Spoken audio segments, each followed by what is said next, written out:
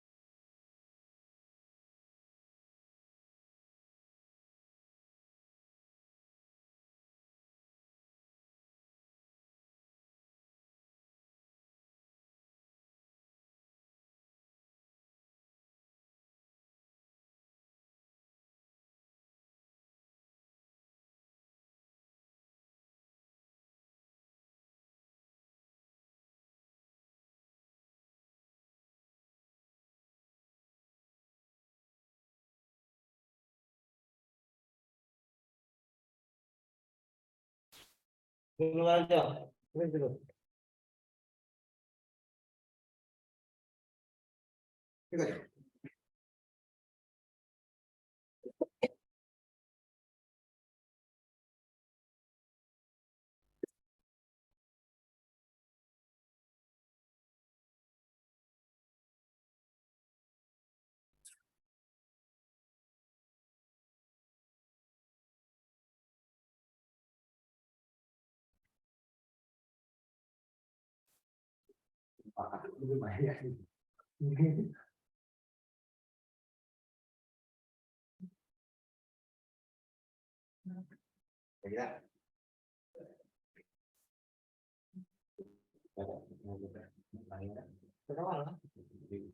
Dua kali.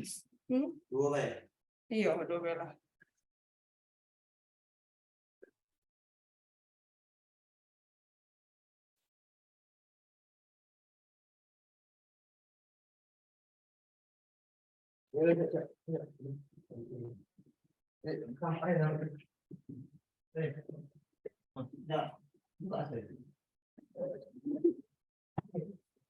Apa ini buka dulu.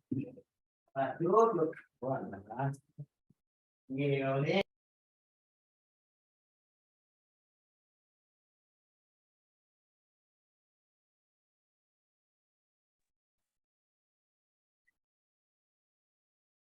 Tes.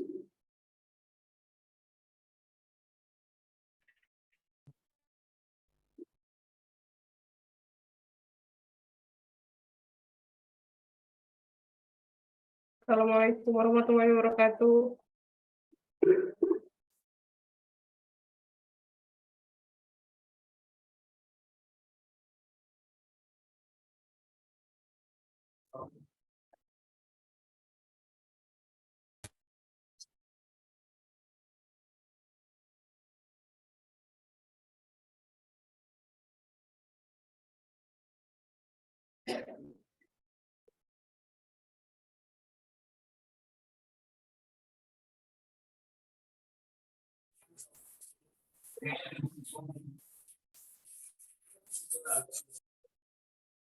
Tes.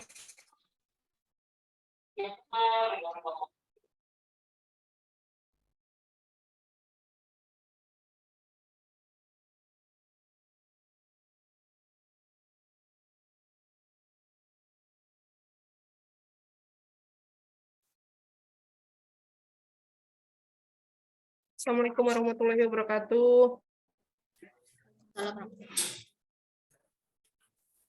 Waalaikumsalam warahmatullahi wabarakatuh. Bisa kedenger ya, Bapak-bapak.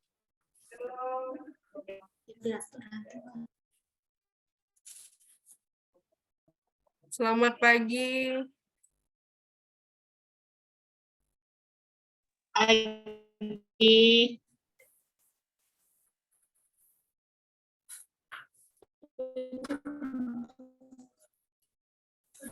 Kurang semangat nih.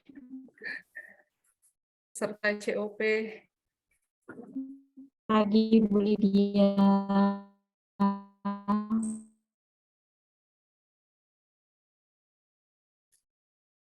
laki-laki. Ya. Langsung aja kita mulai ya untuk acara Zoom pelatihan hari ini. Saya Lydia Andriani yang hari ini bertugas menjadi fasilitator.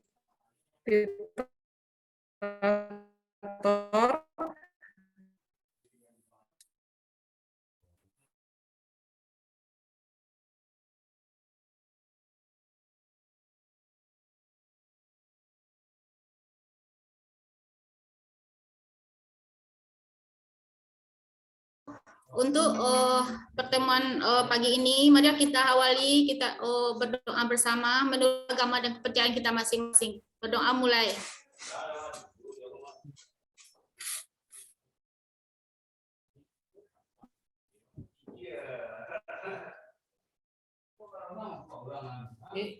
Gimana tadi?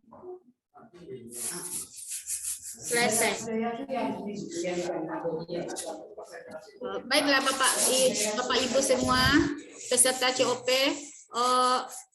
untuk acara selanjutnya kita serahkan kepada pemateri kita Bapak Endra Wahyudi. Kepada Bapak kami persilakan. Ya. Assalamualaikum warahmatullahi wabarakatuh. Waalaikumsalam. Selamat pagi, warahmatullahi salam sehat wabarakatuh. semua bagi Bapak Ibu peserta COP hari ini. Sehat semuanya? Alhamdulillah Alhamdulillah, sehat. Pak. Sehat ya. Ini di sela kesibukan Bapak Ibu semua yang saya baca di grup banyak sekali nih yang punya kesibukan lain. Ya semoga kita semua masih dalam kondisi sehat, terus masih bisa terus menjalani tugas-tugas dan fungsi kita sebagai tenaga kesehatan di UPT Pemasyarakatan. Ya, Bapak Ibu semua, seharusnya hari ini Dr. Astia yang akan mengisi, beliau adalah tim saya juga, yang mengisi mengenai rehabilitasi pemasyarakatan. Mungkin beliau masih dalam perjalanan, jadi sebentar lagi akan join bersama dengan kita. Materi nanti akan disampaikan oleh beliau dan juga diskusi nanti bisa langsung dengan beliau karena Dr. Astia adalah kepala seksi atau sekarang menjadi subkoordinator rehabilitasi ketergantungan nafza di Direktorat Perawatan Kesehatan dan Rehabilitasi. Tadi sudah sempat saya informasikan, saya minta informasi dari Bapak Ibu semua UPT-UPT di sini, peserta yang UPT-nya melaksanakan rehabilitasi, ya ada Rutan Banda Aceh, Lapas Padang, Lapas Narkotika Sawalunto, terus LPP Batam, Lapas Batam, mana lagi? Ada lagi kah yang melaksanakan rehabilitasi?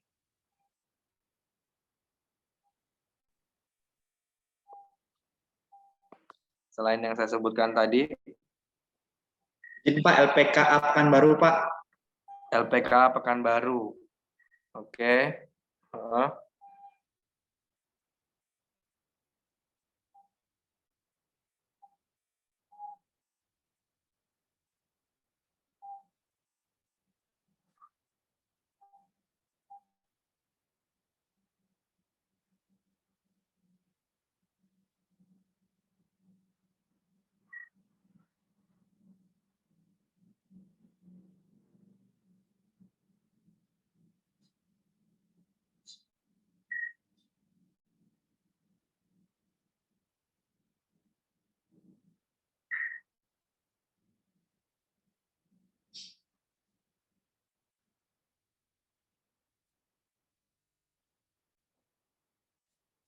Iya, ini sebentar ya, saya masih koordinasi dengan Dr. Astia.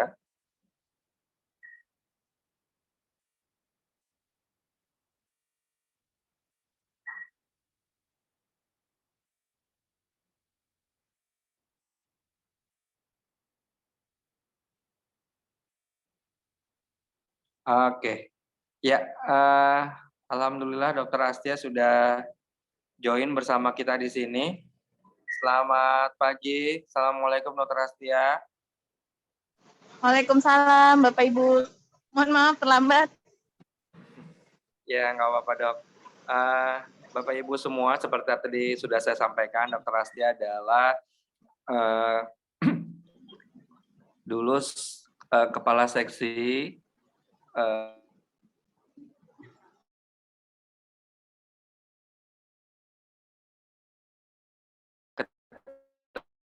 ketergantungan nafsa sekarang sih ya. Mungkin Bapak Ibu yang sudah pernah ikut pelatihan mengenai rehabilitasi nggak asing lagi dengan beliau, tapi Bapak Ibu semua yang belum atau yang belum pernah mengikuti pelatihan atau UPT-nya belum ditunjuk menjadi layanan rehabilitasi, nggak ada salahnya kita sama-sama untuk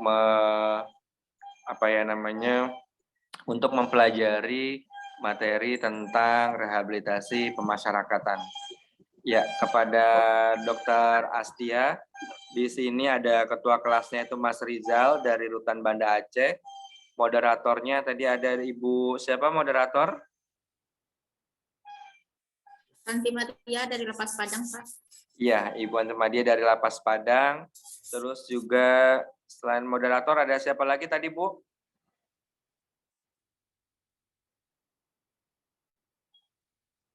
Siapa tadi sebelumnya yang memperkenalkan diri? Lydia, Pak, fasilitator Oh dari ya, Lapas Sarolangun Jambi. Oke, ada Bu Lydia dari Lapas Sarolan Jambi. Oke, ya Dr. Astia, silakan menyampaikan materinya. Setelah itu dilanjutkan dengan diskusi nanti yang akan dipandu oleh moderator. Kepada Dr. Astia, saya persilakan. Ya, mohon maaf sebelumnya apa saya bisa dibantu untuk share screen? Materinya sudah dikirimkan ya? Ya, sudah.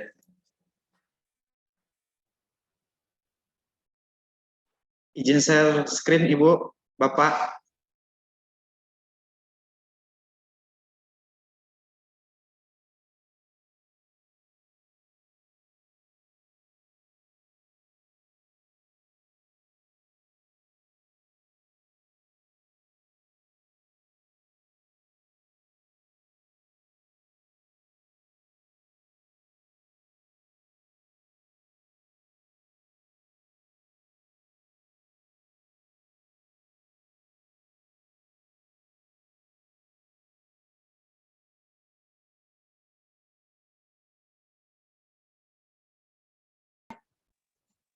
Oke, baik. Suara saya sudah terdengar jelas? Sudah, Bu. Sudah, Ibu. Terdengar, Bu. Oke.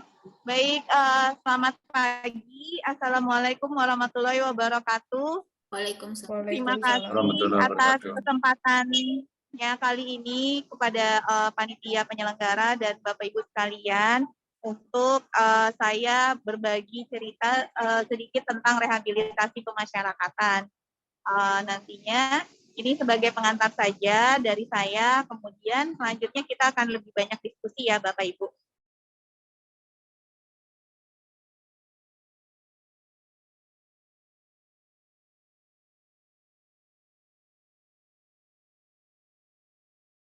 Oke, baik.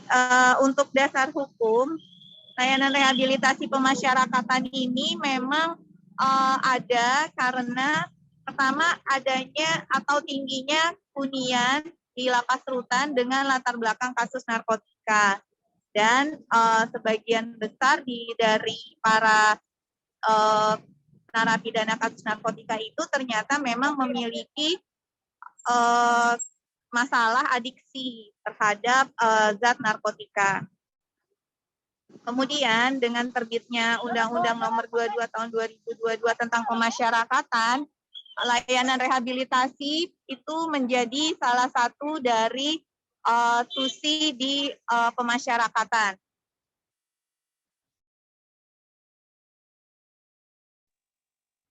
Lalu dari Presiden sudah menetapkan Inpres nomor 2 tahun 2020 bahwa layanan rehabilitasi narkotika itu yang dilaksanakan oleh seluruh kementerian dan lembaga itu wajib sesuai dengan standar yang berlaku dan juga dilaksanakan oleh petugas yang sudah mendapat pelatihan khusus. Nah, payung hukumnya sebelum adanya Undang-Undang Nomor 22 Tahun 2022 sebetulnya layanan rehabilitasi itu sudah ada payung hukumnya sejak tahun 2017, yaitu melalui Permenkumham Nomor 12 Tahun 2017 tentang penyelenggaraan rehabilitasi narkotika bagi tahanan dan WBP. Jadi sebagian dari UPT yang sekarang ini menyelenggarakan layanan rehab itu sebagian besar tahun 2017 sebenarnya sudah pernah menjalankan rehabilitasi. Nah, untuk dapat menjadi pedoman dalam bagaimana sih layanan rehabilitasi pemasyarakatan yang sesuai standar, itu telah diterbitkan standar rehabilitasi pemasyarakatan oleh Direktorat Jenderal Pemasyarakatan. Nah, kemudian apakah seluruh UPT pemasyarakatan menyelenggarakan rehab? Untuk saat ini hanya UPT yang ditunjuk melalui Kepdirjen tentang penyelenggara rehabilitasi pemasyarakatan saja itu yang wajib menyelenggarakan rehab. Karena mereka sudah dilatih dan sudah ditetapkan targetnya serta telah dialokasikan anggaran untuk penyelenggaraan rehabilitasi tersebut dalam BIPA masing-masing satker. Slide selanjutnya.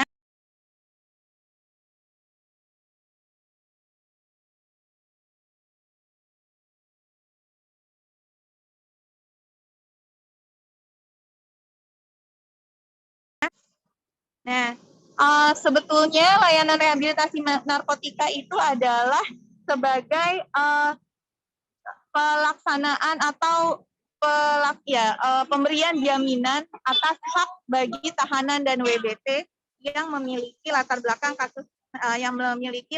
kecanduan. Karena para pecandu yang ada di lapas rutan jika tidak mendapatkan layanan rehabilitasi atau tidak diberikan penanganan, maka mereka akan kesulitan untuk mengikuti program-program pembinaan. Oleh karena itu, sehingga dampaknya nanti bisa target-target atau tujuan pembinaan itu tidak tercapai dan pada saat waktunya mereka bebas, tidak lama kemudian bisa masuk kembali ke dalam lapas dengan kasus yang sama, yaitu kasus narkotika. Nah, rehabilitasi bagi pecandu ini merupakan bentuknya diberikan dalam bentuk semacam layanan pengobatan ataupun layanan pemulihan. Baik.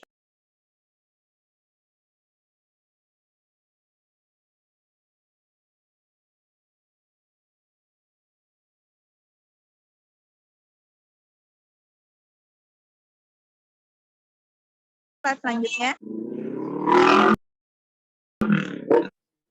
Layanan rehabilitasi narkotika yang selanjutnya kita sebut sebagai layanan rehabilitasi pemasyarakatan itu merupakan bagian yang tidak dapat dipisahkan dari program-program yang ada di pemasyarakatan. Jadi tidak berdiri sendiri ya, karena memang tujuannya itu mendukung program pembinaan. Nah, oleh karena itu layanan rehabilitasi haruslah terintegrasi dengan layanan kesehatan dan juga layanan pembinaan yang ada di dalam lapas dan rutan. Ruang lingkupnya apa saja, yaitu layanan rehabilitasi medis, rehabilitasi sosial, dan pasca rehabilitasi. Slide selanjutnya.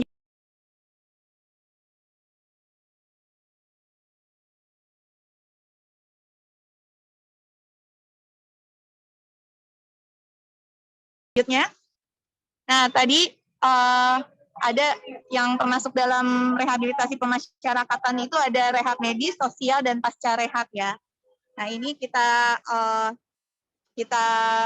jelaskan perbedaannya.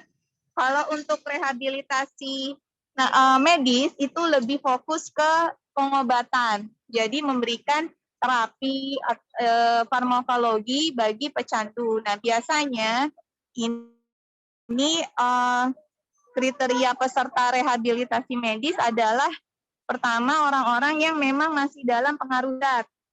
Misalnya tes urinnya positif dan dia ada gejala-gejala yang akibat dari penggunaan zat narkotikanya. Atau bisa jadi adalah orang-orang yang mengalami gejala putus zat. Jadi dia sudah tidak dalam pengaruh zat, tapi dia mengalami keluhan-keluhan yang terkait dengan putus terhadap zat narkotika.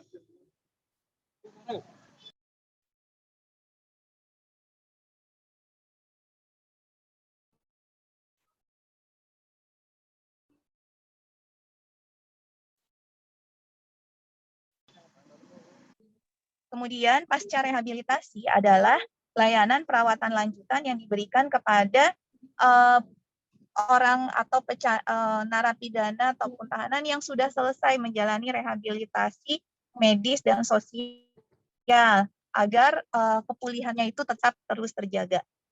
Slide selanjutnya. Jadi apa sih sebenarnya tujuan rehabilitasi narkotika? Yang pertama, seperti yang sudah disebutkan tadi, merupakan perlindungan hak. Jadi layanan ini sebagai dari jaminan perlindungan terhadap hak tahanan dan WDP. Mereka membutuhkan bantuan. Oleh karena itu, kita berikan haknya berupa pemberian layanan rehabilitasi. Nah, kemudian tujuan berikutnya adalah pemulihan, yaitu memulihkan dan mempertahankan kondisi kesehatan bagi tahanan dan WDP. Lalu kemudian untuk kualitas hidup melalui layanan rehabilitasi sehingga kualitas hidupnya meningkat dan produktivitasnya pun juga meningkat. Kemudian karena layanan rehabilitasi ini merupakan feeder ataupun kita bilang feeder dari layanan pembinaan, kita sebenarnya mempersiapkan tahanan dan WDP tersebut agar agar pulih dan bisa mengikuti program-program pembinaan dan juga berfungsi secara sosial. Lanjut. Nah, ada prinsip-prinsip pemberian layanan rehabilitasi narkotika. Ini kita ambil dari NIDA atau National Institute on Drug Abuse dari yang discussion paper tahun 2008. Prinsip yang pertama bahwa tidak ada satu jenis terapi yang cocok untuk semua individu. Nah, oleh karena itu kita bisa memberikan layanan yang sesuai kebutuhan individu tersebut. Walaupun memang bentuknya layanan rehabilitasi pemasyarakatan dan itu dilaksanakan secara serentak, tetapi ada tiap-tiap peserta rehab itu mereka memiliki rencana terapi berdasarkan hasil asesmen.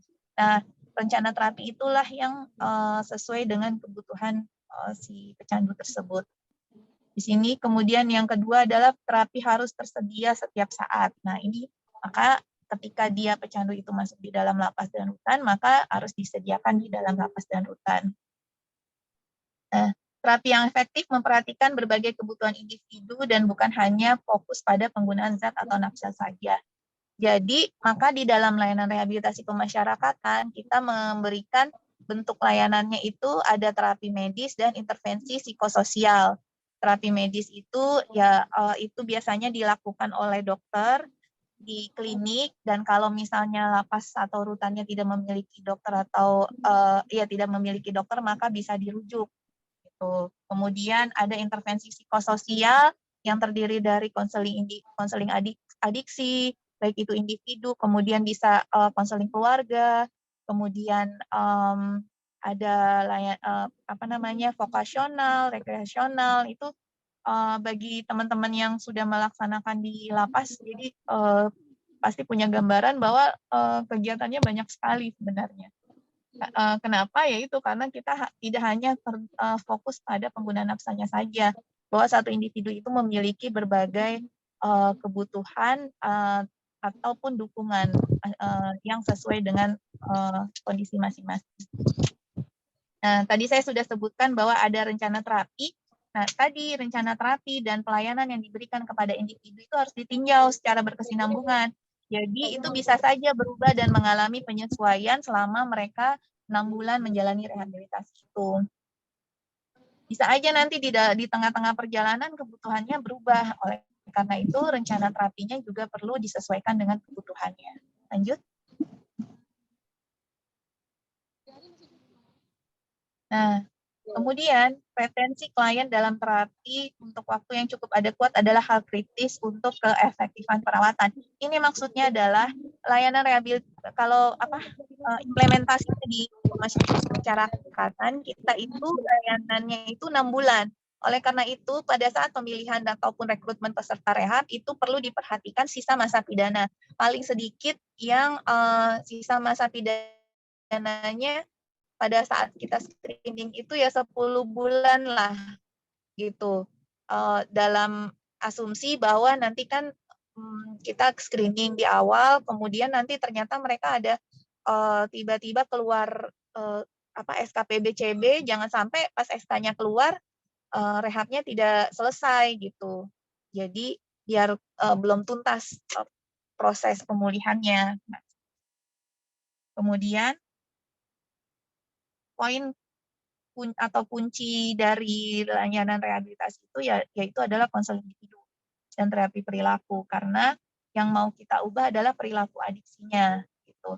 Jadi maka teman-teman perlu memperhatikan kualitas layanan konseling adiksinya. Bagi teman-teman yang bekerja sama dengan konseling adiksi dari eksternal itu pada saat rekrutmen konselor perlu diperhatikan bahwa kualitas si konselor tersebut ditanyakan kredensialnya ataupun misalnya sudah pernah pelatihan apa saja, kemudian dari lembaga mana, atau kalau lebih bagus lagi mereka mendapat rekomendasi dari instansinya. Misalnya dia dari BNNP atau BNNK, ada rekomendasi dari BNNP atau BNNK-nya, atau misalnya dia dari non-pemerintah bisa dari IKAI, Rekomendasi Ikatan Konselor Adiksi Indonesia. Kemudian, nah tadi pemberian obat-obatan unsur penting dalam terapi, terus bagi kebanyakan pasien ya ini khususnya yang rehabilitasi medis ya. Nah, jadi kalaupun rehabilitasi medis bukan cuma dikasih obat saja, tapi tetap perlu, sangat perlu untuk konseling. Kemudian ada yang namanya dual diagnosis atau misalnya dia memiliki masalah adiksi tapi juga memiliki masalah gangguan mental secara bersamaan. Nah, yang seperti ini perlu dirujuk ke psikiater, tidak bisa ditangani sendiri di lapas rutan. Lanjut.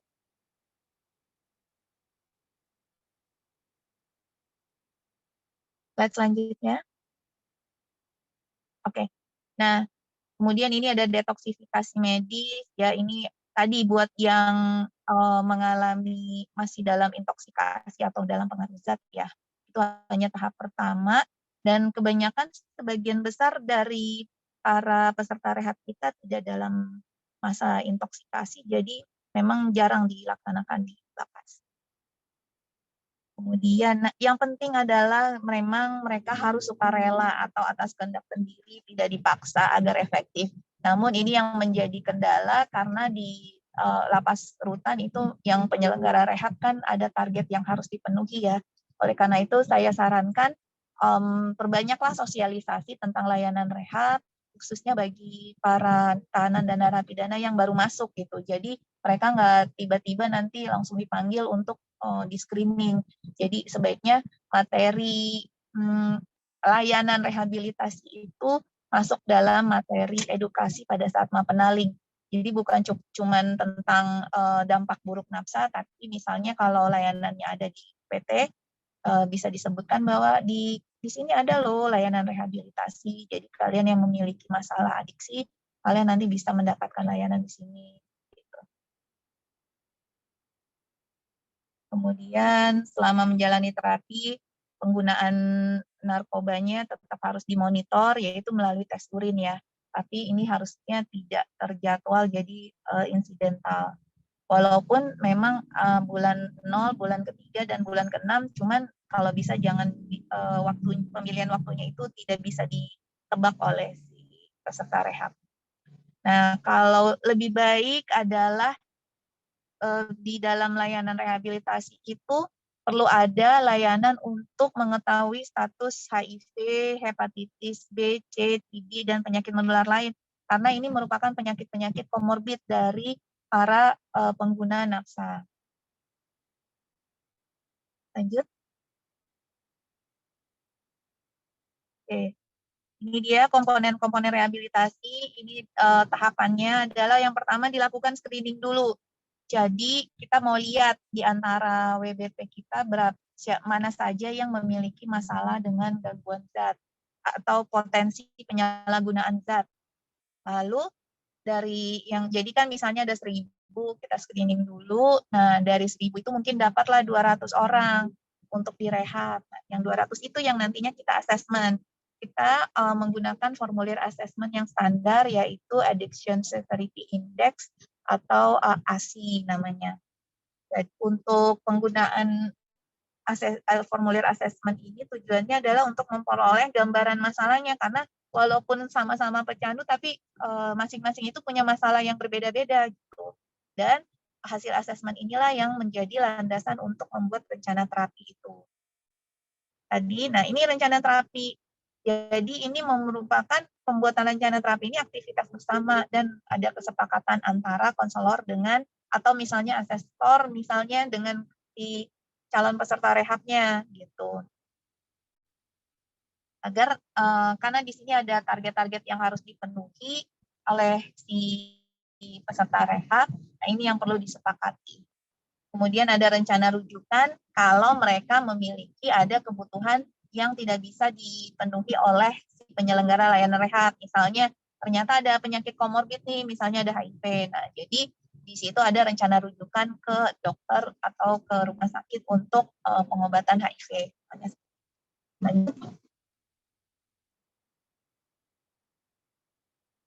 Kemudian nih ada konseling individu. Nah, konseling individu itu sebenarnya tujuannya apa? Memfasilitasi klien untuk memahami diri dan permasalahannya.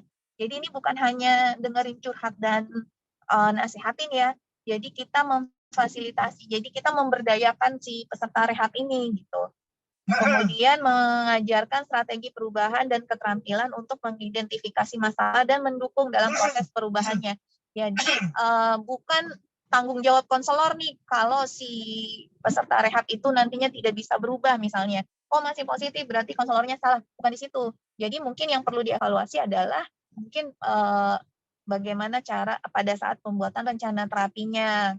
Kemudian atau misalnya target-target yang sudah dibuat di dalam rencana terapi itu terlalu tinggi untuk dipenuhi. Nah, inilah pentingnya rencana terapi itu dievaluasi secara periodik gitu. Kemudian untuk ada lagi namanya sesi kelompok. Jadi agar si klien ini bisa mengembangkan keterampilan untuk berkomunikasi dan berpartisipasi dalam kegiatan masyarakat gitu. Makanya mereka perlu diperkaya gitu dengan sesi-sesi yang kelompok. Bisa morning meeting, share feeling, kemudian ada yang namanya function, dan yang lain-lain deh, grup terapi, segala macam itu bisa dilaksanakan di dalam kegiatan rehab. Satu lagi adalah kelompok dukungan. Jadi mereka biar ada rekan atau teman sebaya yang sama-sama menjalani proses pemulihan. Jadi mereka bisa saling menguatkan, saling sharing agar bisa bertahan dalam proses pemulihan tersebut. Lanjut. Ya, demikian pengantar dari saya. Selanjutnya saya serahkan ke moderator untuk sesi diskusi. Terima kasih. Terima kasih Ibu Dr. Astia. Bapak Ibu yang ada yang mau ditanyakan sama dokter kita?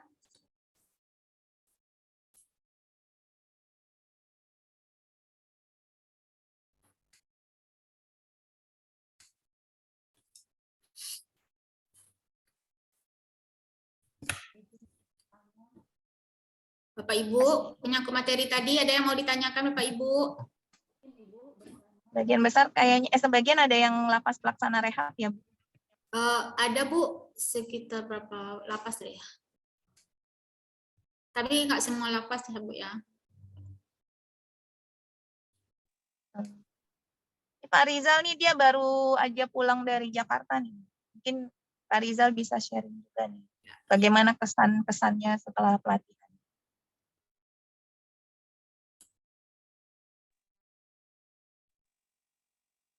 Izin Ibu, Bapak, izin berbagi.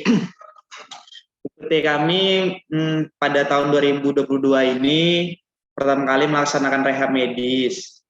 Jadi awalnya kami dok agak kewalahan sih yang sesuai dengan kriteria dari standar yang sudah ditetapkan masalah peserta medis, misalnya dia masih ketergantungan zat, ada penyakit komorbid.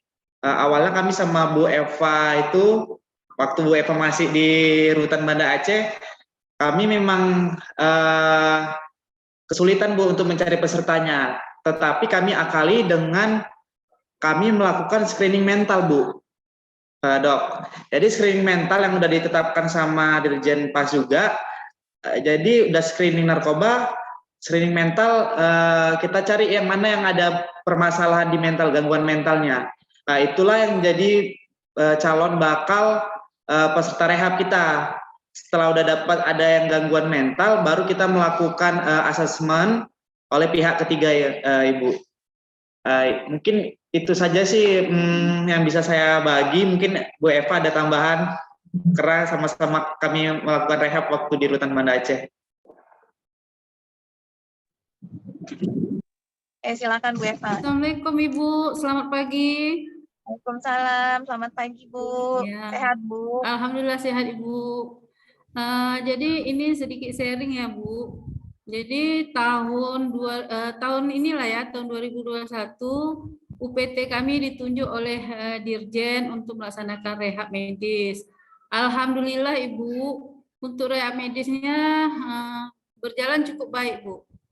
Dan insya Allah kami dari 20 orang yang kami rehab, alhamdulillah ya Dek Jal, mereka sudah bebas.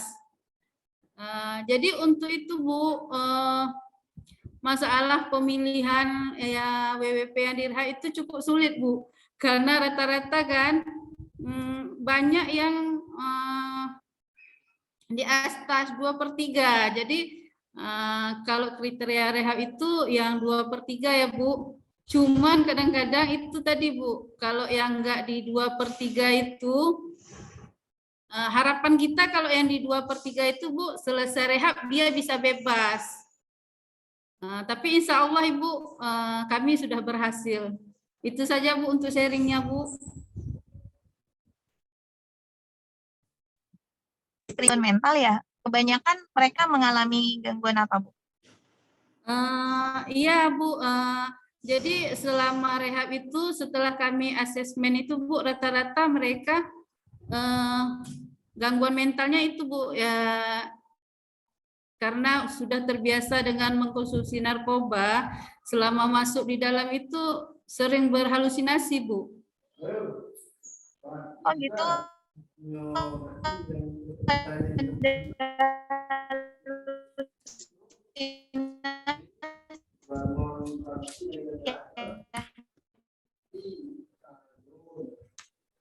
Kebanyakan pakai apa peserta rehabnya Ibu? Ya. Ya rata-rata kita Bu di Rutan Banda Aceh itu pakai ini Bu, sabu Bu. Oh sabu ya? Ya sabu dan ganja. Sabu sama ganja. Mereka pakai double? Enggak Bu. Oh, kalau yang sabu ya. Jadi kebanyakan masalahnya halusinasi ya? Ya, karena sudah lama nggak make lagi, itu aja Bu. Oh gitu, ya, oke. Terus di saat direhab gimana Bu? Kaget nggak mereka? Kebetulan Bu, di UPT kita itu memberlakukan yang zona halilintar itu ya Bu. Jadi bebas narkoba. Jadi di situ para WWP-nya agak kesulitan. Jadi biasanya sering dapat kiriman. Semenjak UPT kita bersih dari narkoba itu Bu. Jadi merasa ini ya Bu ya.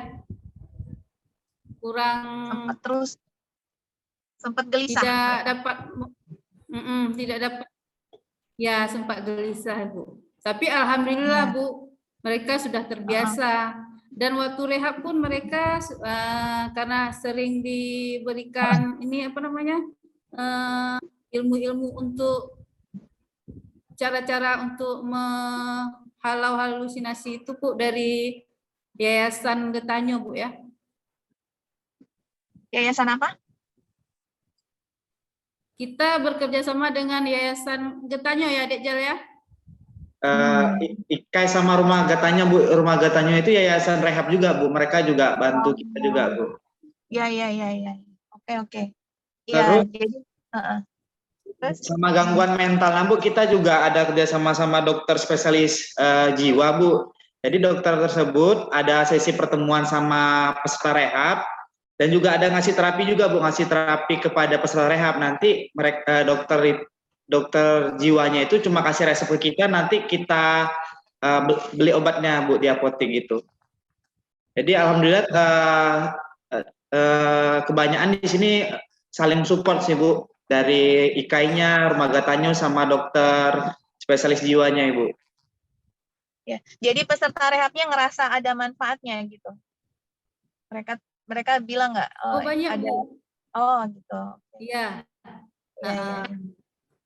Iya betul. Alhamdulillah ya. Karena kita selain karena selain kita bekerja sama dengan WP-nya, kita juga bekerja sama dengan keluarga WP Bu. Oke. Gimana Bu kerja sama keluarganya? Jadi dikumpulin atau gimana? Ya, kami sebelum ini kami ngundang keluarganya Bu untuk mensupport WP-nya. Jadi keluarga apapun istilahnya yang diminta dari WP untuk dikirimkan, kita memberikan ini apa namanya sharing untuk memberikan makanan sehat gitu Bu. Oh iya. Jadi ada bantuan nutrisi ya dari keluarga juga ya. Terus WBP-nya juga ngerasa diperhatiin juga ya sama keluarga. Iya. Oke. Iya Bu. Ya. Oke, silakan yang lain kalau ada. Ada yang lain lagi Bapak Ibu yang ingin sharing atau mau bertanya Bapak Ibu?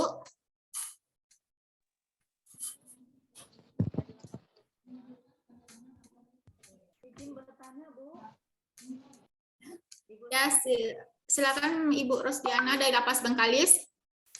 Terima kasih. Saya ini mau tanya, kebetulan kita kan memang tidak.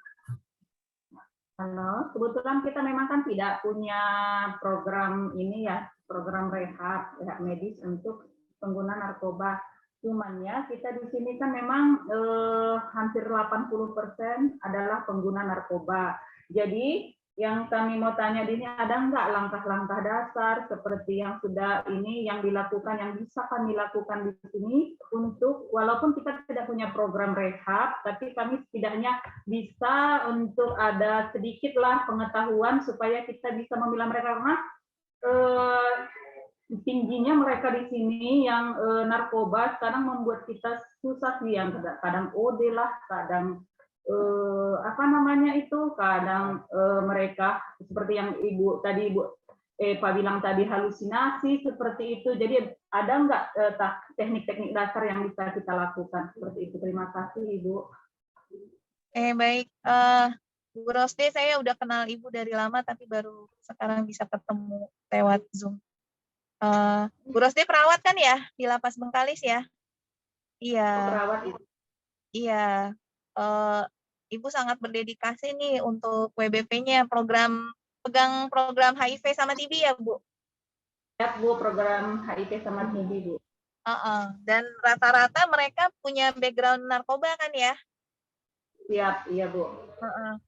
Nah, kira-kira jadi 80% mereka pengguna narkoba ya? Ya, pengguna narkoba. Riau memang terkenal dengan ininya, Bu. Tingkat narkobanya sangat tinggi. Iya. Kebanyakan apa Bu yang dipakai? Sabu Bu. Oh sabu ya, iya.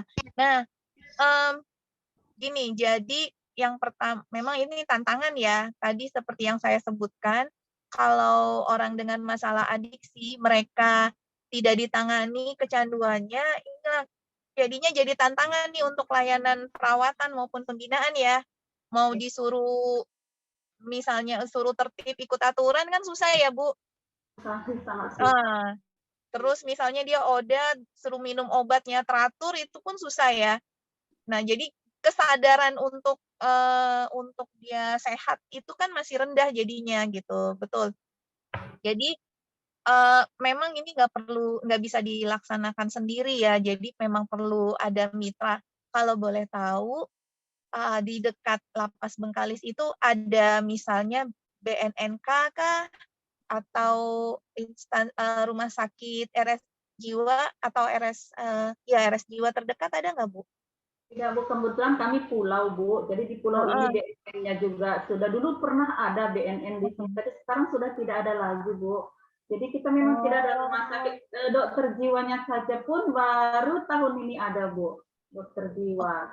Jadi kita memang cukup kesulitan. Di dokter jiwanya pun ada hanya satu di RSUD seperti itu. Jadi bagi WBP kami yang mengalami gangguan jiwa, yang memang kami rujuk ke ini juga ke dokter jiwa. Iya betul. Setahu saya kan seingat saya dulu 2014 pelaksana rehab ya Bu. Lapas Bengkalis. Oh nggak pernah ya? Oh belum pernah ya? Oh iya. Oh, walaupun ininya banyak di situ penghuninya. Iya. Jadi gimana ya, Star? Kalau RSUD, nah, yang bisa dilakukan, adakah ada yayasan yang tertarik untuk membantu Bu di dekat situ? Ya itulah Bu, di sini tak ada, itu dia yang bikin Nggak ada ya? kayaknya ada, tapi masih kerjasama seperti itu. Jadi memang kesulitan itu. Iya, karena pulau itu ya. Pulau Bu, iya. Betul. Dokternya ada? Ada Bu, dokter ada angkatan 2000. Iya. Yang pertama dilakukan mungkin memberikan ya berarti hal yang paling bisa dilakukan adalah penyuluhan ya, edukasi tentang betul dampak buruk narkoba, kemudian layanan kesehatan yang bisa diakses. Nah, ini mungkin nanti saya perlu cari tahu ya, saya perlu cari informasi adakah lembaga terdekat yang bisa menginginkan layanan rehab, memberikan membantu Lapas Bengkalis untuk menjalankan layanan rehab. Nah, cuman yang saya mau tanya, misal nantinya Lapas Bengkalis kira-kira bisa mengerjakan sendiri nggak Bu kalau ada yang dilatih? Karena saya karena belum tahu gambarannya di mana, ya kemungkinan kalau kami ditunjuk mungkin bisa Bu. Kami memang 2 orang, cuma 1 dokter, 1 perawat. Cuman karena kami belum tahu mana sih rehab itu, mungkin kami bingung seperti itu gitu. Iya betul. Lapas Bengkalis ya. Ya ini masih PR nih, nanti itu bisa saya sampaikan. Jadi sebenarnya gambarannya rehab itu programnya itu kita bisa bilang cukup terstruktur bahwa setelah melalui screening dan assessment itu nanti diberikan kegiatan-kegiatan yang rutin. Misalnya dari dia bangun sampai dia masuk keong lagi, masuk sel lagi. Contohnya misalnya pagi itu dia bangunnya teratur tuh, misalnya jadi nih dibantu oleh petugas pengamanan ya, jam 5 udah dibangunkan, kemudian udah mandi, jadi nanti kemudian jam 6 dia udah mulai bersih-bersih kamar.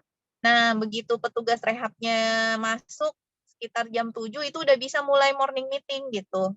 Morning meeting itu mereka seperti setiap pagi itu rutin tuh berkumpul untuk menguatkan lagi. Jadi misalnya tujuan mereka di situ apa, kemudian share feeling, saya merasa hari ini seperti ini, kemudian lalu nanti mereka menyebutkan kembali tujuan-tujuan rehab dan ada doa kedamaian seperti itu. Itu morning meeting. Misalnya saya kasih gambaran aja ya Bu.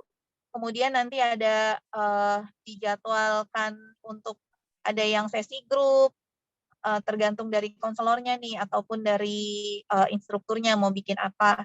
Nah, kemudian ada konseling adiksi. Nah, kalau yang butuh terapi medis, mereka diperiksa oleh dokter. Nah, hal yang paling sederhana ya, dulu saya juga di Lapas Salemba banyak kasus narkotika, mereka pecandu dan juga penderita HIV. Nah, hal yang baru bisa kita lakukan pada saat itu ketika belum pernah melaksanakan rehab dan belum pernah dilatih adalah pertama edukasi dan yang kedua bikin kelompok dukungan. Pasti ada sebagian dari mereka yang punya keinginan untuk berubah gitu. Kita mulai dari odanya sendiri gitu ya. Kita cari semacam pentolan-pentolannya. Nah, kita minta dia, ayo dong bikin grup gitu. Bikin grup, pertama bikin grup ODA. Nah, dari grup ODA disaring lagi ODA dengan latar belakang pecandu. Nah, itu mereka akan bikin kelompok dukungan lagi gitu. Dari hal yang sederhana seperti itu, Bu. Nah, sambil kita cari mitra untuk bisa memberikan dukungan. Nanti kalau di Bengkalis ya, Pulau Bengkalis itu ada universitas nggak ada ya berarti? Ada universitas, tapi ini Bu, apa namanya itu, universitasnya bukan berhubungan dengan kesehatan, tidak ada Bu. Oh, nggak ada ya yang psikologi gitu nggak ada ya? Nggak ada Bu, psikologi. Oke. Nah, ini nanti saya sambil juga cari-cari informasi ya Bu, bagaimana adakah mitra yang terdekat. Kalau dinas sosial ada? Dinas sosial ada Bu. Nah, sekarang programnya dinas sosial itu ada untuk dukungan apa ya, PKH ya, penyandang masalah kesejahteraan sosial kalau nggak salah, dan pecandu narkotika itu salah satunya. Jadi Ibu bisa berkontak dengan dinas sosial untuk program rehabilitasi. Mereka itu punya peksos biasanya, pekerja sosial yang sudah dilatih untuk memberikan konseling untuk para pecandu, Bu. Bisa dicoba ya. Tuh. Terus kemudian dinas kesehatan ada? Kesehatan ada Bu. Dinas kesehatan kita kerjasamanya juga bagus dengan dinas kesehatan. Nah, karena di RSUD sendiri bagus ya kerjasamanya. Iya. Bu, bagus ya, untuk soalnya Lapas Bengkalis ini udah terkenal program HIV sama TB-nya bagus. Jadi pasti relasinya dengan Dinkes juga bagus. Coba bisa ditanya-tanya program untuk masalah kecanduan atau masalah adiksi ada nggak di dinas kesehatan setempat? Saya harapkan ada ya. Soalnya itu ada di bawah Keswanya deh kalau nggak salah. Ada di bidang Keswa. Jadi, memang tergantung dari Pemda setempat mau berfokus atau mau ini enggak ada perhatian terhadap masalah adiksi atau tidak gitu. Tapi kita coba hubungi dulu yang dinas sosial ya Bu ya. Ya Bu, nanti kita coba ya. Kalau ada psikolog itu juga bisa bekerja sama dengan psikolog yang psikolog klinis ya gitu. Insya Allah Bu Rosde, saya percaya nih Bu Rosde semangatnya ini tinggi sekali. Mudah-mudahan nanti akan lebih baik lagi dan akan ada yang mendukung ya Bu Rosde ya. Terima kasih Bu. Ya. Oke, gimana Bu? Ada lagi yang mau ditanyakan? Untuk sementara ini dulu Bu. Iya, nanti ini nanti dalam catatan saya ya, ya. Jadi masih sering ada yang OD ya? Masih Bu, masih kalau malam itu kadang-kadang kita dipanggil mau jam 2, jam 4 seperti itu. Kalau malam. Iya. Iya. Masih sering dipanggil. Iya. Iya, itu repot banget itu. Iya. Belum lagi ngerujuknya lagi. Iya Bu, memang sangat itu yang saya bingungkan seperti itu karena kan nggak susah sekali gitu, kita tidak memahami program rehabilitasi karena kita memang tidak dapat dukungan. Kita tidak tahu gimana langkah-langkahnya betul. Kalau ditanya kamu pakai enggak, pasti jawabnya tidak. Terus itu kalau dicek urin baru. Ya. Itu kalau kita tanya positif, pasti tidak mau mengaku seperti itu Bu. Itu yang iyalah pasti mereka manipulatif sekali. Iya. Nah, ini sekarang saya mau tanya, kalau misalnya ada pelatihan yang sifatnya online, virtual, Bu Rosdi berminat nggak? Yang terkait adiksi. Adiksi ya Bu. Tidak apa kalau memang bisa. Kalau yang virtual dulu nih. Kalau memang ada ditunjuk Bu, ya kami bersedia sih dengan Dokter Ipon, kami bersedia. Namanya kita ini ya Bu. Oh ya, nanti insya Allah kita share-share ya kalau ada pelatihan yang bersifat virtual.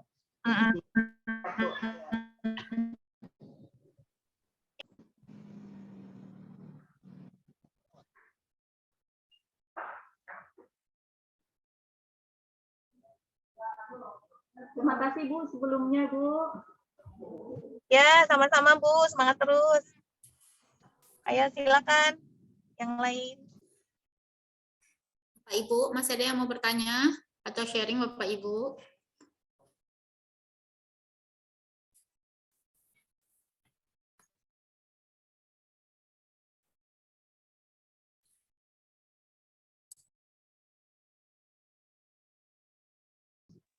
Ada di sini saya lihat ada Lapas Jambi nih. Biasanya Lapas Jambi jadi itu ya pengumpan ya, feeder untuk apa? Narapidana untuk Muara Sabak ya. Iya siap Ibu. Pernah sekali sih Bu. Kalau sekarang enggak, sudah mandiri sepertinya Lapas Sabaknya. Oh gitu. Oh udah mereka udah itu ya dari yang baru-baru udah terpenuhi ya kuotanya ya. Iya sepertinya Bu. Berarti di Lapas Jambi sendiri banyak yang pecandu nggak? Di Lapas Jambi sendiri banyak Ibu. Sebenarnya 2000 berapa itu yang rehab pertama sekali? Itu yang ditunjukkan itu sebenarnya enggak dari 2010. 2010 ya? Jambi, cuman enggak ya waktu itu yang jelasnya di Kota Jambi itu kan penunjukannya ada 2 tempat, yaitu di Lapas Jambi sama Lapas Narkotika Muara Sabak. Tapi dikarenakan Lapas Jambi itu memang kapasitasnya sangat-sangat over, tidak memungkinkan, enggak ada betul-betul tempat yang untuk tempat rehab, jadi akhirnya dilaksanakan hanya di Lapas Muara Sabak aja Ibu. Oh gitu. Ya, ya. Berarti kalau narapidananya sendiri masih banyak bermasalah nggak Bu? Yang untuk adiksinya kayak tadi ceritanya Bu Rosde. Itu ada yang suka OD malam-malam. Soalnya kalau Enggak ada ya. Oh, oke. Ya. Berarti mungkin stabil semua ya. Terus sekarang stabil Bu. Oh, ya, silakan yang lain.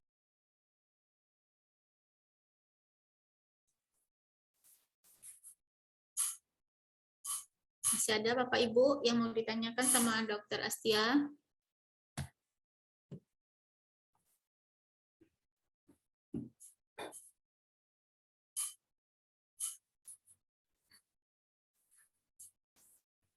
Ini ada yang dari LPKA Pekanbaru nih, boleh di-share nggak rehabnya bagaimana?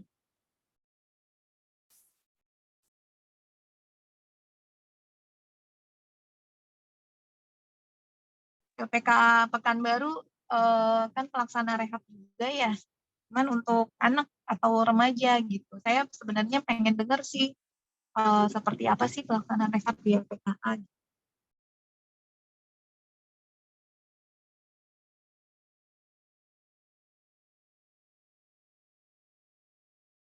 Oh, mic-nya kurang berfungsi ya.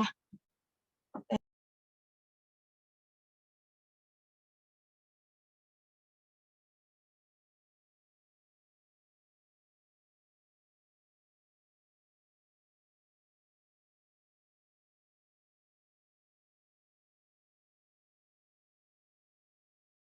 Oh gitu. Oh, anak-anak ikut. Umurnya berapa ya, Bu? Yang di LPKA yang ikut rehab rata-rata?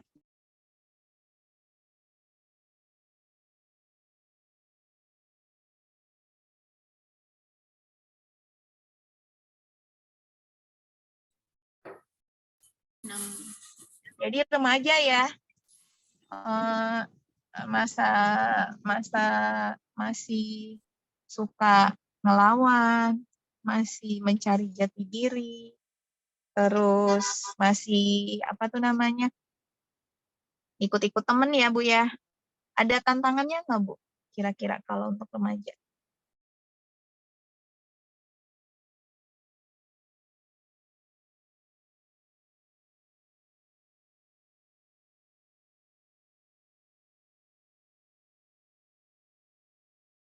Oh iya iya, ya suka males ya.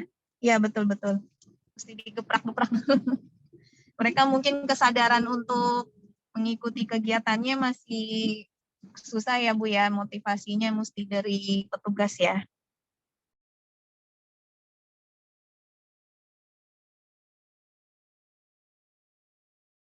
Ada didapat ada kerja sama psikolog atau bagaimana?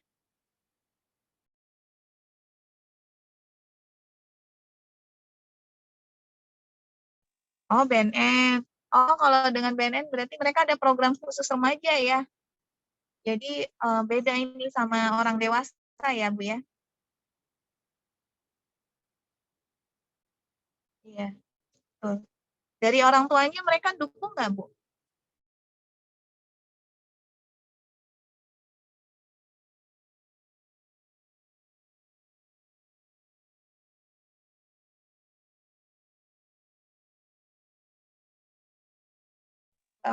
Orang tua dari peserta rehabnya gimana? Oh, tidak terdengar. Orang tua peserta rehab bagaimana keterlibatannya terhadap program?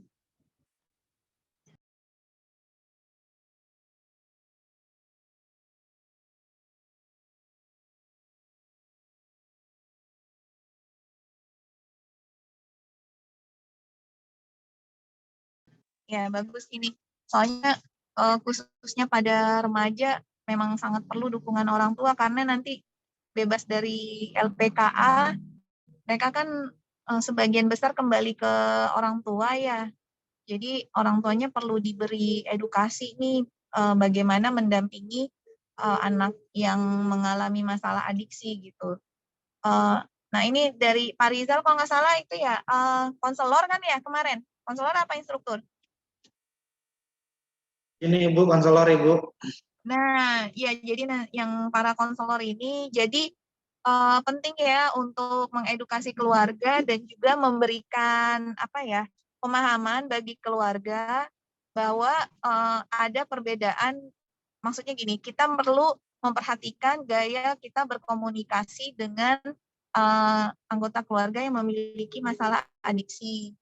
Jadi kalau misalnya itu terutama jangan di stigma atau diberi label ya. Misalnya nanti mereka bebas, sebelum bebas itu perlu diundang orang tuanya bahwa ini anak sudah selesai menjalani rehab, sudah mau berubah. Nah nanti orang tua sangat penting untuk mendukung, tapi dengan bersama-sama gitu, menjadi partnernya gitu. Jadi anaknya jangan di-label, jangan didiskriminasi ataupun dituduh-tuduh misalnya, ya gitu, soalnya pecandu sih. Nah, jangan sampai mereka dengar dari orang tua ya, terutama juga yang remaja-remaja ini gitu. Kalau ngerasa orang tuanya udah melabel di dirinya, ya udah, saya kan udah dibilang saya ini orang nggak benar gitu. Ya udah sekalian aja. Kadang seperti itu ya. Kita sama-sama meningkatkan nambah ilmu lagi ya kita biar bisa memperkaya wawasan sehingga nanti kita juga bisa memberikan edukasi baik itu pada peserta rehab maupun keluarganya. Silakan yang lain kalau ada. Ya, izin Bu Dr. Astia, saya dari Lapas Padang, kelas 2 Padang. Alhamdulillah Bu, Lapas Padang telah melaksanakan ya rehab medis dan sosial ya Ibu ya. Cukup udah tahun keberapa ya, tahun ketiga kalau nggak salah siap ya. Izin Bu, sejauh ini kami sebagai medis memang terlibat sih dalam asesmen. Terlibat dalam asesmen.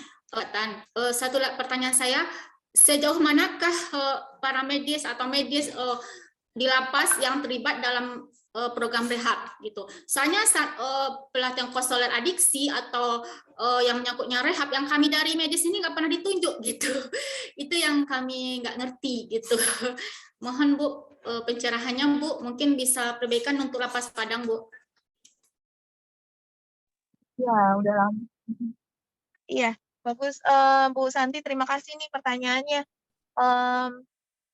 Jadi memang di dalam standar rehabilitasi itu ada keterlibatan petugas medis di situ sebenarnya, tapi kok nggak pernah dilatih ya gitu. Iya Jadi gitu, kalau kami nggak pernah ditunjuk atau dilatih gitu. Kami juga bingung program saat asesmen kami ya berpatokan dalam itu aja Bu, yang tertulis ya udah gitu. Terus kami pengobatan gitu kan. Jadi yang kami untuk pelatihan tentang apa kami nggak pernah ditunjuk atau dilibatkan gitu. Ya, oke. Betul, memang pada saat mengirimkan surat undangan, kami untuk di Jenpas memberikan rekomendasi bahwa untuk pelatihan PM itu kan harus pejabat struktural ya, program manajer. Kemudian konselor memang kami bilang jangan yang dokter atau perawat. Pertimbangannya dokter atau perawat ini mereka sudah ada merupakan JFT ya, dan juga fokus untuk layanan pengobatan. Oleh karena itu akan sangat merepotkan gitu. Jadi direkomendasikan kita tunjuk yang di bidang pembinaan untuk konseling. Namun ada lagi bisa namanya instruktur. Nah, instruktur di sini adalah yang bertugas untuk pelaksanaan kegiatan harian atau program. Jadi kita di situ perannya para petugas medis untuk di program rehab nanti ke depan bisa ditunjuk sebagai instruktur.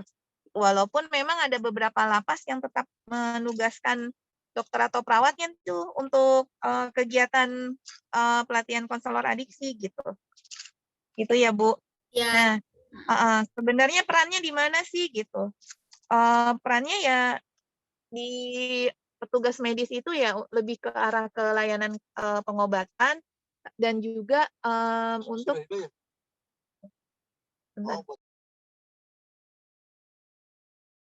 dan apa namanya terutama juga kalau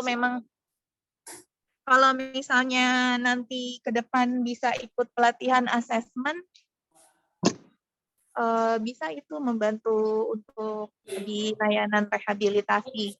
Dan gini Bu, kalau untuk yang di Jenpas kan memang pelatihannya itu dalam setahun paling cuma 4 kali ya. Bisa juga koordinasi sama BNNP, mereka suka ada bikin pelatihan, Bu. Tahun ini ada UTC 5 untuk assessment, pelatihan assessment. Ya, yang itu yang bikin kami eranya itu, yang kami yang ini dari petugas perawat atau medis nggak pernah ditunjuk, itu yang kami eranya itu. Sementara kami dilibatkan dan kami harus bertanggung jawab tentang pengobatan atau asesmen kan Bu. Gitu. Ya. Oke. Oh, jadi berarti untuk asesmen selalu ditugaskan ya? Tapi pelatihannya belum pernah. Ya, kami ditugaskan juga membantu juga Bu. Oh, ya. Oke. Ya, saya dapat gambaran. Nanti jadi catatan ya untuk di Lapas Padang, terutama untuk petugas medisnya ya. Iya Bu, siap Bu. Oke, makasih Bu. Ya, makasih sama-sama Bu. Ada lagi teman-teman Bapak Ibu yang lain untuk ingin bertanya sama Dr. Astia atau sharingnya?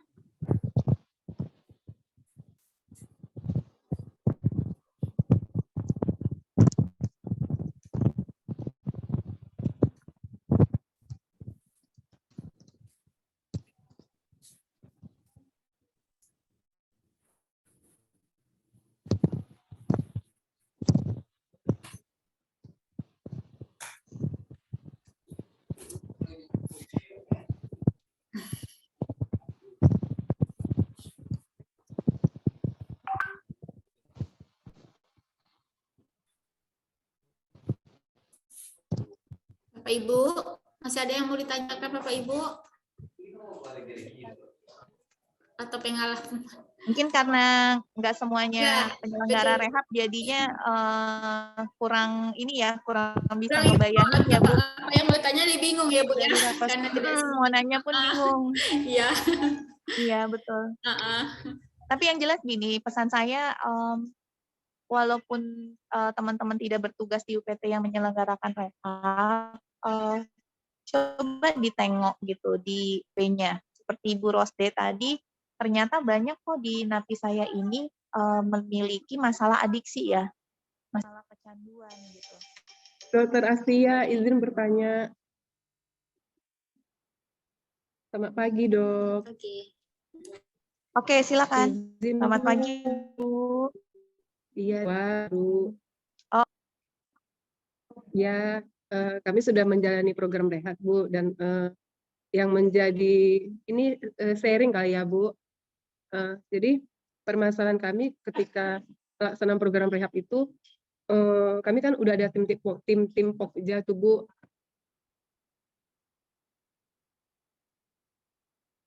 Halo, ya Bu.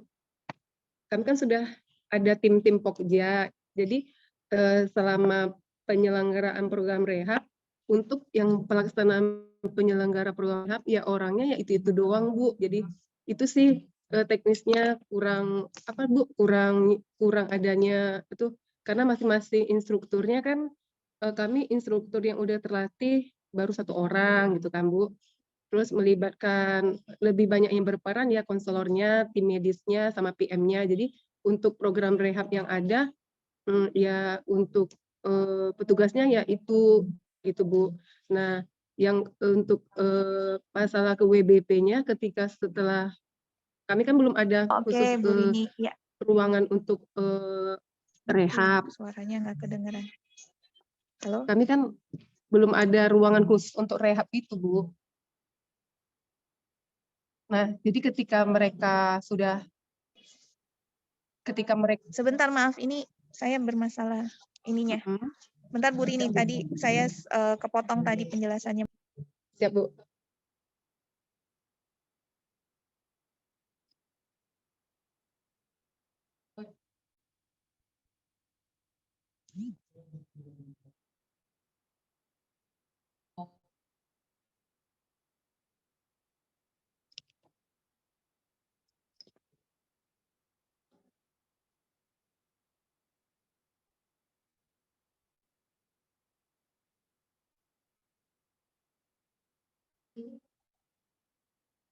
Bu Rini, bentar ya.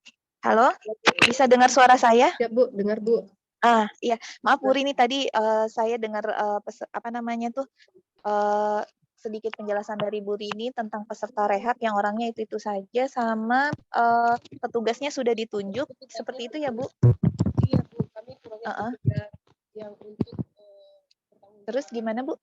terhadap program rehabnya gitu. Jadi ketika ada program rehab, ya yang menyelenggarakan rehab itu petugasnya ya perawatnya, konselornya, itu doang Bu. Iya.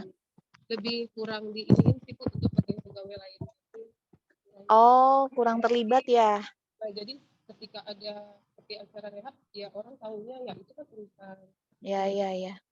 Itu sih Bu, jadi kami kan punya PM 1, Ibu Ria kali Bu kenal ya. Nah, jadi ya ibaratnya ya jadi kayak program kami deh katanya. Oh, PM-nya kan pejabat struktural ya Bu ya? PM-nya yang dulu iya Bu. Kenapa? Yang kemarin berangkat yang baru. Iya. Ya, pejabat di Gusti kasih Budadi. Iya.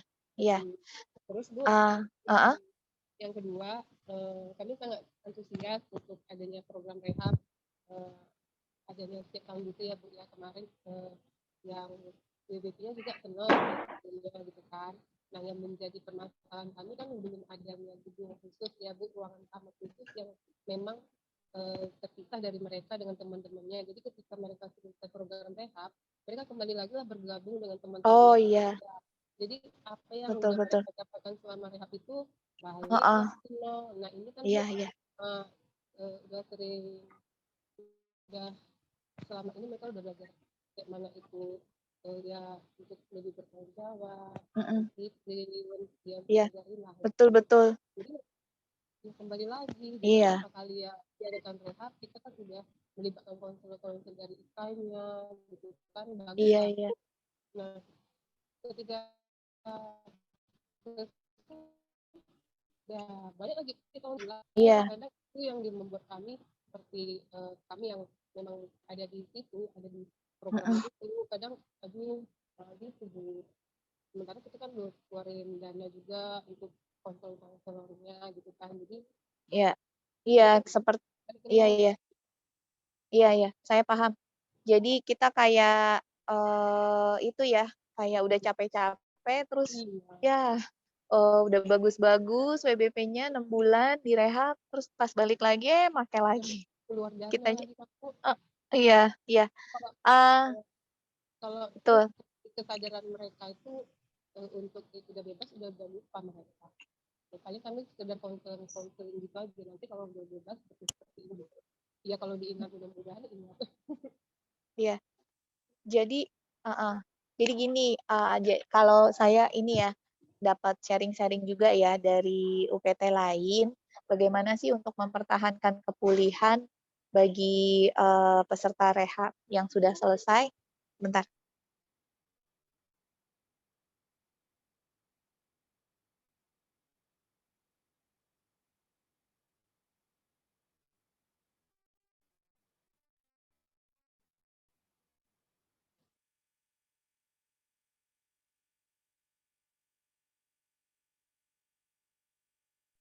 Jadi seperti ini. Pertama, salah satu triknya adalah diadakan kelompok dukungan bagi peserta yang sudah selesai rehab. Seperti misalnya yang NE ya, Narcotic Anonymous, yang ada 12 langkah, pakai metode 12 langkah. Jadi mereka tuh bisa dikumpulin lagi gitu. Tapi ini semacam grup yang mandiri gitu ya. Paling fasilitasi oleh petugas untuk pertama-tama gitu kan. Nanti mereka bisa running sendiri. Di situ mereka bisa sharing. Terus mungkin nanti kalau ada yang sempat misalnya petugasnya bisa kasih apa tuh namanya sedikit materi seperti itu. Itu salah satu ininya triknya. Terus yang kedua adalah dengan cara pada saat pelaksanaan rehab itu di petugas bisa ngelihat nih di antara peserta rehab yang banyak itu beberapa orang mungkin ada sedikit menonjol. Nah, ini dijadikan setelah mereka selesai rehab dikasih semacam penguatan lagi untuk dididik seperti kader tapi kader untuk rehabilitasi. Kalau di Lapas Sungguh Minasa itu sebutannya peer counselor. Jadi dia ngebantu petugas rehab untuk melaksanakan kegiatan rehab periode berikutnya gitu. Nah, di situ dia kan berarti kan dia punya semacam rasa ikut bertanggung jawab nih untuk kesuksesan program rehab. Nah, setelah itu petugasnya juga bilang, ayo dong kamu ini dong bantu untuk ngingetin lagi ke teman-temanmu misalnya biar udah capek-capek di rehab jangan sampai pakai lagi kumpulin gitu atau misalnya gerakan teman-temanmu untuk bisa saling mengingatkan seperti itu. Memang PR ya untuk kegiatan pasca rehab bagi WBP yang masih ada di lapas. Itu memang sudah masuk dalam catatan dan kita memang perlu untuk membuat juklak pasca rehab di lapasnya gitu Bu. Seperti itu Bu Rini. Atau ada juga misalnya kan LPP kan di kota ya, di Kota Pekanbaru. Itu bisa tuh Bu ngegandeng mitra misalnya pihak ini tapi yang budgeter ya, maksudnya tanpa dana misalnya Fakultas Psikologi untuk magangnya mahasiswa psikolog yang ngambil program psikologi, suruh itu aja konselingin orang-orang yang sudah selesai rehab misalnya, atau kemudian yayasan-yayasan yang IPWL atau yang bersifat sosial, nah itu juga bisa ngebantuin lapas gitu, bukan sendiri, seperti itu Bu. Gimana Bu? Ya, Bu. yang disampaikan sama teman-teman. Bu Rini. Mudah-mudahan membantu ya. Dapat ini ide. Terus satu lagi Bu, yang tadi Bu pertanyaan saya yang pertama Bu, kadang yang program rehabnya Bu, untuk program rehabnya kurangnya tanggung jawab dari petugas itu gitu kan. Maksudnya janganlah dianggap program rehabnya ya program yang di apanya itu sinabisnya atau itu Bu. Saya kurang bisa mendengar suara Bu Rini dengan jelas. Suaranya putus-putus. Putus-putus, Bu. Iya, memang putus-putus ya. Atau speakernya kali. Gimana Bu Rini? Ya mungkin speakernya agak low.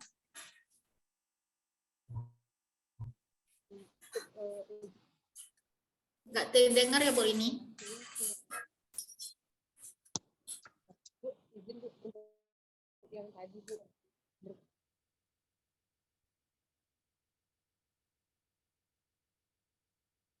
Udah Bu, jelas Bu. Longgar. Sudah mulai terdengar Bu Rini. Dokter Asli suara dibutuhkan.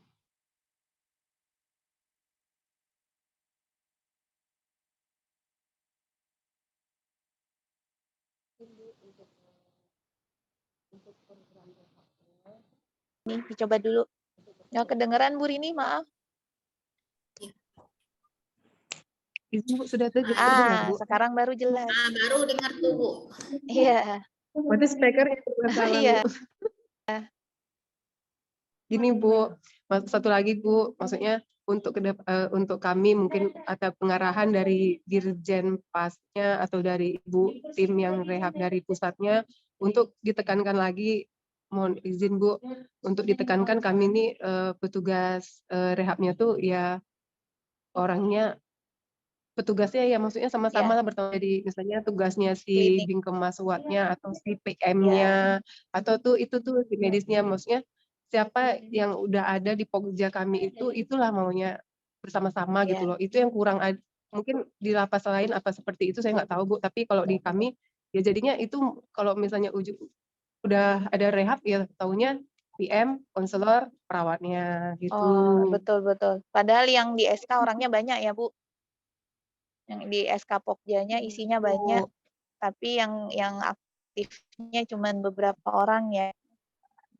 Iya. Ya Bu. Ya, terima kasih ya Bu masukannya. Ya Bu. Itu. Terima kasih Dokter Asti. Sama-sama Bu. Makasih masukannya ini.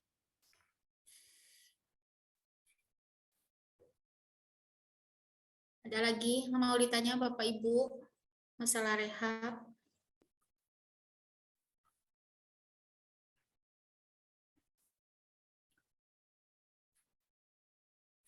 Sangat berharga. Ini LPKN Sawalunto ya. Iya Bu Sarah ini speakernya tuh rusak Bu, tadi dibilangin gitu. Sebetulnya dia mau nanya juga pertanyaannya itu persis pertanyaan sama dengan saya gitu. Ya tentang peran sertanya perawat itu gimana aja. Oke. Iya Bu. Jadi bisa dijadikan pertimbangan ini jadi catatan bahwa setelah beberapa tahun terakhir ini kita melatih para petugas rehab, mungkin udah waktunya untuk melatih petugas kesehatan ya. Kami gitu Bu, setidaknya adalah pelatihan untuk para kesehatan ini yang di lapas ini, yang lapas yang dituju untuk rehab, sehingga kami bisa gitu bukan berperan sebagai pengobatan aja gitu Bu. Betul. Setuju. Sementara kami dilibatkan di sana, apa yang kami kerja kami juga nggak tahu gitu kan. Yang ya sama-sama Ibu A sama Ibu Rini tadi yang PM, yang konselor, yang itu aja sih kami yang ya tetap pengobatan gitu. Mungkin, Setuju. Izin Ibu berbagi juga. Kami dari Rutan Banda Aceh kan dapat rehab medis. Jadi karena ada kata medisnya, jadi orang klinik yang dilibatkan semua kerjasama, cari relasi sama konselor, pelaksanaannya. Jadi memang dari awal klinik itu dibebankan pegang pegang Pokja Rehab ini gitu. Dari pembinaan kalau dari sesi pembinaan malah tidak ada. Kebalikan dari Unisanti yang di Padang. Jadi kami semua yang pegang orang klinik. Jadi kadang ya agak kewalahan sih, ada sesi pengobatan yang berobat napi lain, ada harus ngawasin rehab gitu juga, ikut serta dalam pelaksanaan rehab walaupun dari pihak ketiga kan, seperti itu. Iya. Yang petugas di bidang lainnya pada ikutan nggak, Pak? Gini dok, awalnya kan karena ada kata-kata medis, jadi itu dilimpahkan semua ke klinik kayak gitu, rehabilitasi medis. Makanya gitu. jadi ke klinik ya. Memang ada sih yang dilibatkan itu untuk koordinasi di dalam blok aja sih Bu, dari orang penjagaan dan pembinaan Bu. Oh gitu. Ada juga diikutkan sesi pembinaan, itu sesi pembinaan keagamaan itu yang ikut membantu Bu di Rutan Banda Aceh. Oh gitu. Oh tetap ada masuk ke sesi pembinaan keagamaan ya? Iya, tapi tanggung jawabnya masalah pelaporan, cari kerjasama itu dari sesi dari pihak klinik Bu. Iya. Iya. Oke. Iya Pak. Karena tulisannya rehab medis melekat. Oh. Iya. Oke, makasih Pak informasinya.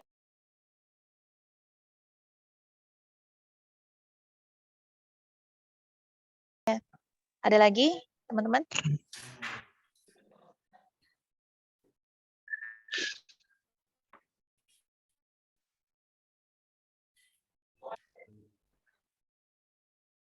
Ada lagi Bapak Ibu yang mau kita tanyakan?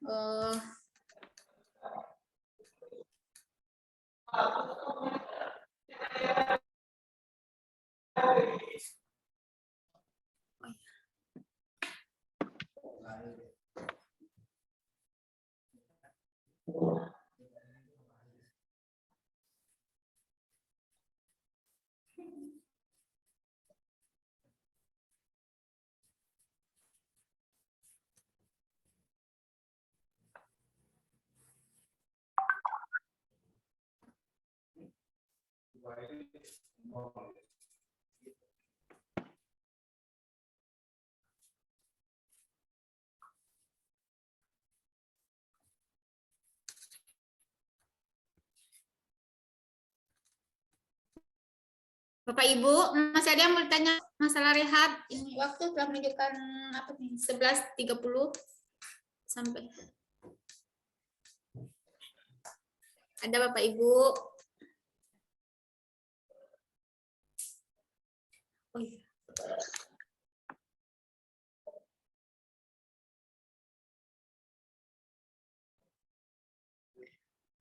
Sepertinya udah nggak ada lagi kan Bu? Kayaknya nih Lydia nggak ada lagi kayak ini. Atau udah mengerti atau sama-sama nggak mengerti. Atau mungkin persiapan makan siang. Iya. Betul. Iya. Mudah-mudahan sedikit sharing tadi bisa ada gambaran ya bagi teman-teman, setidaknya melihat dulu untuk di lapasnya ini ya, ada kira-kira ada kebutuhan untuk layanan rehab atau tidak.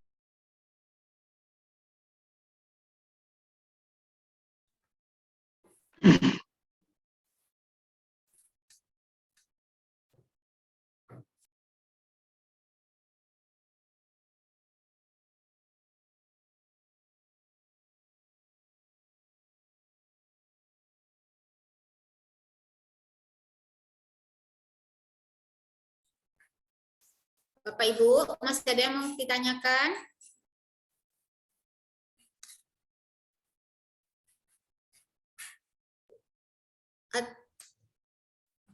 Atau di low materi apa boleh Dr. Astia? Pernah tahu ada yang mau tanya? Ya gitu. Kenapa Bu? Gimana? Di low materi rehab bisa enggak ditanya gitu? Mana tuh ada? Oh, iya siapa tahu ada yang mau ditanya. Kalau saya bisa jawab. bisa jawab, insya Allah saya jawab. Ya.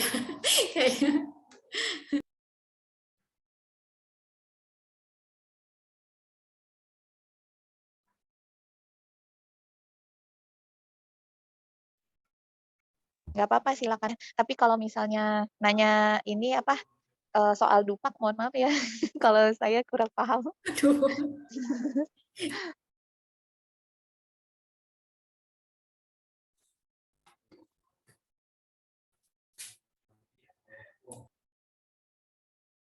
Izin Ibu, sepertinya nggak ada lagi yang bertanya tuh.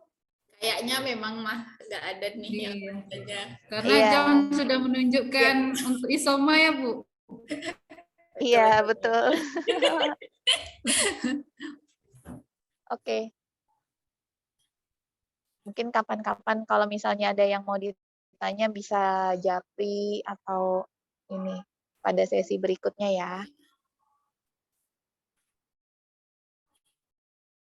Baiklah Bapak Ibu, untuk acara untuk selanjutnya kita serahkan kepada Bu Lydia. Silakan Bu Lydia. Sudah Ya, selesai Bu, lagi. makasih. Ya. Tes dulu ya. Selamat siang. Selamat siang semuanya.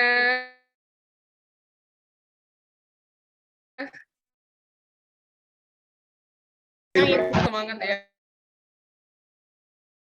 Di hari Senin. Itu aja yang bisa di sudah sangat bermanfaat ilmunya untuk kita. Semoga kita aplikasikan DPT kita masing-masing. Lebih dan mengakhiri.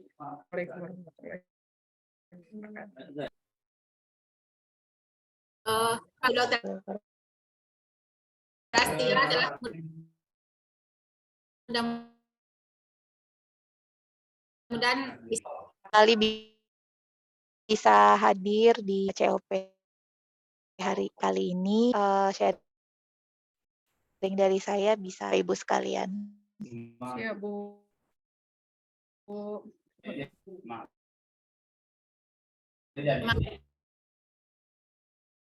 Ibu, Bapaknya. Sampai ketemu ya. Semangat. ya. Sehat.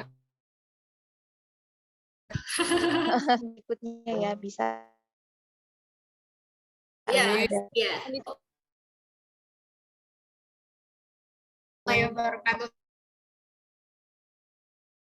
Terima kasih.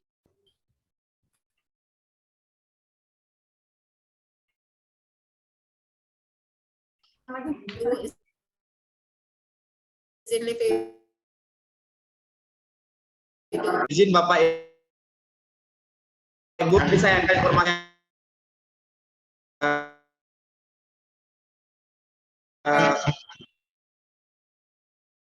Hari belum tahu ya misalnya belum tahu. Waktunya belum tahu ya Ari. Dua kali lagi. Dua kali lagi. Terusnya tanggal berapa ya? Tanggal apa? Ayo. Yang ditutup. Ada.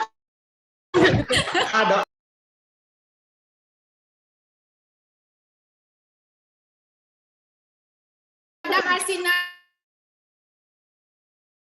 dari Anjing ya? Dari Anjing tuh.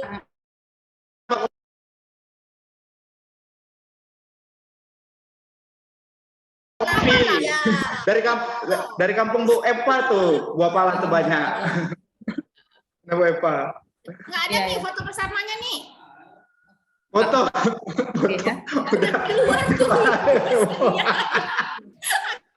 Udah Kamu salah. turun. Tapi SK-nya. Yang penting jangan lupa absen. Oke. Ya ibu-ibu. Ya. Lihat ya ibu-ibu. Ayo. Ya, Kak. Udah. Kita ketemu ya.